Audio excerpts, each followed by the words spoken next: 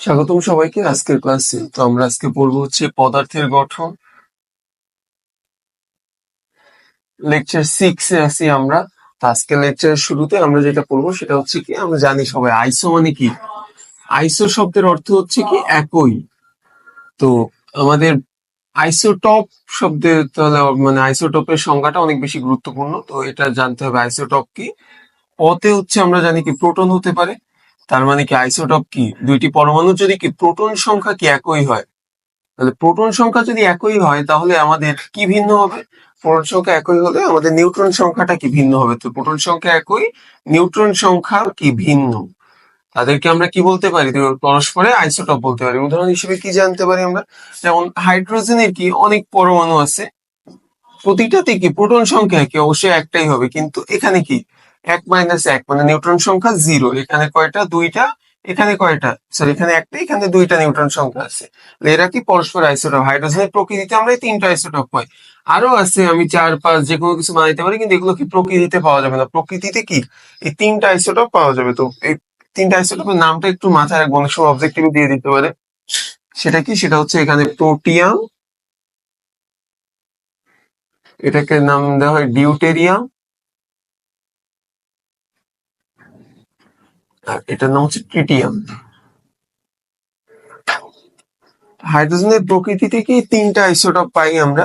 কি পাই, আইসোটপ কি, আইসো মানে একই, আর পদ হচ্ছে প্রোটন। তো প্রোটন সংখ্যা একই, এদেরকে পরস্পর আইসোটপ বলা হয়। প্রোটন সংখ্যা একই, নিউট্রন সংখ্যা ভিন্ন।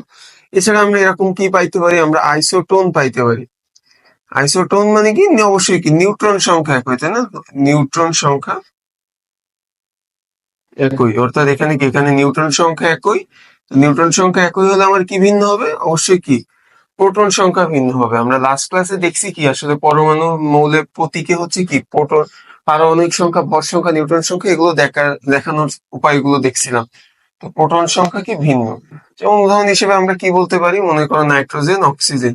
এর নাইট্রোজেনের আমার পারমাণবিক সংখ্যা কত, 7, অক্সিজেনের কত, 8। কিন্তু এখানেও কয়টা থাকলো, এর ভর সংখ্যা দিলাম 14, আর এখানে দিলাম কত, এখানে দিলাম হচ্ছে 15। তাহলে দেখো আমার এখানেও নিউট্রন সংখ্যা কত, নিউটন সংখ্যা 14 - 7 মানে কত, মানে হচ্ছে 7। আর এখানেও কি, এখানেও হচ্ছে 15 - 8 মানে 7। তো এই যে দুইটা পরমাণুতেই কি নিউটন সংখ্যা একই, তার মানে এদেরকে আমরা কি বলতে পারি, এরা হচ্ছে কি পরস্পর আইসোটপ বলতে পারি। দুইটা পরমাণুর কি নিউটন সংখ্যা, আইসোটোন বলতে পারি। নিউটন সংখ্যা একই কিন্তু কি প্রোটন সংখ্যা ভিন্ন। এছাড়া আমরা কি পাই, আমরা পাই কি আইসোবার। আইসোবার মানে কি, আমরা মনে রাখবো বার মানে কি, আমরা মনে রাখবো বার মানে হচ্ছে ভর।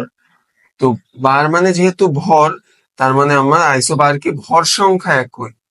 ভর সংখ্যা একই, ভর সংখ্যা একই। এখানে কি প্রোটন নিউট্রন সংখ্যা যে কোনো কিছু ভিন্ন হতে পারে, কিন্তু ভর সংখ্যাটা একই হবে। উদাহরণ হিসেবে আমরা কি দেখতে পারি, মনে করো নাইট্রোজেনের অন্য একটা আইসোটপ আর অক্সিজেনের আইসোটপ দেখলাম, কি কি যে এখানে হচ্ছে 7, এটাও 15, এটাও যদি কি 15 হয়, তাহলে এরা কি পরস্পরের আইসোবার। অর্থাৎ ভর সংখ্যা কি দুইটারই একই। ভর সংখ্যা কাকে বলে, আবার যদি আমরা রিপিট করি আগের ক্লাসের টপিক, কি প্রোটন সংখ্যা এবং নিউট্রন সংখ্যা যোগফলকে কি ভর সংখ্যা বলে। এরপরে আমাদের আর কি বা হতে পারে, আইসো ইলেকট্রন হতে পারে, তাই না। আইসো ইলেকট্রন, আইসো ইলেকট্রন কি ইলেকট্রন সংখ্যা একই হবে। যেমন কি আমরা যদি বলি কি সোডিয়াম প্লাস আর কি ফ্লোরিন মাইনাস, আমরা লাস্ট ক্লাসে পড়ছি কি ইলেকট্রন সংখ্যা নির্ণয় করার উপায় কি জানি। ইলেকট্রন সংখ্যা আমার কি পারমাণবিক সংখ্যা থেকে আমি কি চার্জটা বিয়োগ দিতে হবে, তাই না। এই চার্জটা কি দিতে হবে, বিয়োগ দিতে হবে। অর্থাৎ এখানে কি হবে, সোডিয়ামের আমরা জানি পারমাণবিক সংখ্যা কত, 11, তার মানে কি 11 মাইনাসে 1 করলে কি হবে 10। সেম ভাবে ফ্লোরিনে কয়টা, ফ্লোরিনে হচ্ছে 9, পারমাণবিক সংখ্যা কত 9, তাহলে 9 মাইনাস -1, তার মানে কত, মাইনাসে মাইনাসে প্লাস, তার মানে এখানে হবে 10। তো দুইটা পরমাণুর কি প্রোটন মানে ইলেকট্রন সংখ্যা একই হলে এদেরকে আমরা কি বলতে পারি, পরস্পরের আইসো ইলেকট্রন বলতে পারি। এছাড়া আরো একটা টার্ম আছে আমাদের, আরো কি অনেকগুলো টার্ম আছে, কিন্তু আরেকটা টার্ম আমাদের ক্লাসে আছে, সেটা হচ্ছে আইসোমার। তো এটা আমরা আজকে পড়বো না, এটা হচ্ছে অন্য একটা চ্যাপ্টারে পড়বো আমরা। আইসোমার কি, কি কি যে আমাদের দুইটি পরমাণুর কি, দুইটি যৌগের যদি আহ আণবিক সংকেত একই কিন্তু গাঠনিক সংকেত ভিন্ন হয়, তাদেরকে কি বলতে পারি আমরা, পরস্পর আইসোমার বলতে পারি। সেটা আজকের টপিক না।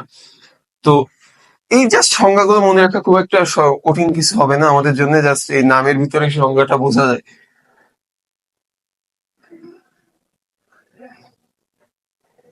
আজকের ক্লাসে আমরা আরেকটা টপিক সম্পর্কে জানবো, সেটা হচ্ছে কি আপেক্ষিক পারমাণবিক ভর। আজকের ক্লাসে আরেকটা টপিক সম্পর্কে জানবো, সেটা কি, সেটা হচ্ছে আপেক্ষিক পারমাণবিক ভর। আপেক্ষিক পারমাণবিক ভর কি? আপেক্ষিক পারমাণবিক ভর কি, কোনো মৌলের একটি পরমাণুর ভর এবং ওই পরমাণু ভরকে যদি কি কার্বন 12 আইসোটোপের ভরে 1/12 অংশ দ্বারা ভাগ দিই, তাহলে আমরা যেটা পাবো সেটা হচ্ছে আপেক্ষিক পারমাণবিক ভর। অর্থাৎ কি, মৌলের একটি পরমাণুর ভর, একটি পরমাণুর ভর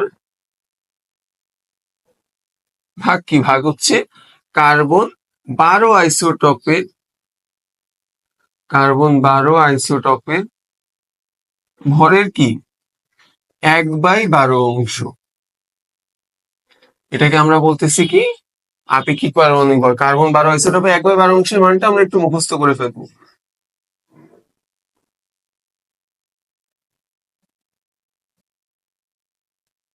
কার্বন 12 আইসোটোপের ভরের হচ্ছে 1/12 অংশের মান কত হচ্ছে, এরকম 1.66 ইন্টু 10⁻⁻24। অবশ্যই গ্রামে, কেজিতে করলে কত হবে, 27 হবে, ঠিক আছে।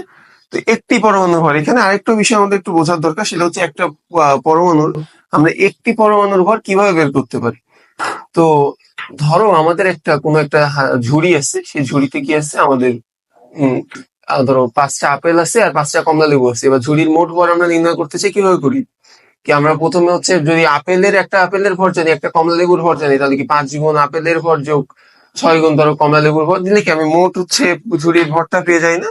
তো এখানে বিষয়টা আসলে একই। আমরা রাদারফোর্ডের মডেল পড়ে আসছি, তো সেখান থেকে আমরা জানি কি পরমাণু নিউক্লিয়াসে কি থাকে, প্রোটন থাকে, আর কি থাকে আমার হচ্ছে নিউট্রন থাকে, এবং কি কক্ষপথে ইলেকট্রন গুলো ঘুরতে থাকে। ইলেকট্রনের ভর আসলে কত মনে আছে, ইলেকট্রনের ভর হচ্ছে 9.1 ইন্টু 10⁻⁻ কি 31 কেজি। কেজিতে করলে 31, 29 হবে, হবে হচ্ছে গ্রামে করলে। তো এই ভরটা, আর আমার এর ভর কত 27 কেজি, তাই তো। তো এর সাপেক্ষে এর ভরকে অনেক শূন্য, অর্থাৎ ধরো পয়েন্টের পরে আরো 5টা শূন্য বেশি এখানে। তার মানে কি এর প্রোটন এবং নিউট্রনের সাপেক্ষে ইলেকট্রনের ভরকে কি আমরা শূন্য ধরে নিতে পারি। তার মানে আমরা একটা পরমাণু ভর বলতে কি বুঝবো, খালি তার নিউক্লিয়াসের ভরটাকেই বুঝবো, ইলেকট্রনের ভর কি আসলে নগণ্য। তো আমার এই নিউক্লিয়াসে কি আছে, প্রোটন আছে আর নিউট্রন আছে, তাহলে আমরা একটি পরমাণু ভর কিভাবে নির্ণয় করতে পারি, যদি কোনো একটা মৌলের আমি কি জাস্ট প্রোটন সংখ্যা এবং নিউট্রন সংখ্যার ভর সংখ্যাটা জানি, এবং আমরা কি একটি প্রোটনের ভরও জানি, তাহলে আমরা কিভাবে বের করতে পারি একটি পরমাণুর ভর আসলে হবে কি জেড। জেড পড়ছিলাম না, জেড কি পারমাণবিক সংখ্যা, ওইটা কি প্রোটন সংখ্যা, জেড গুণ কি একটি প্রোটনের ভর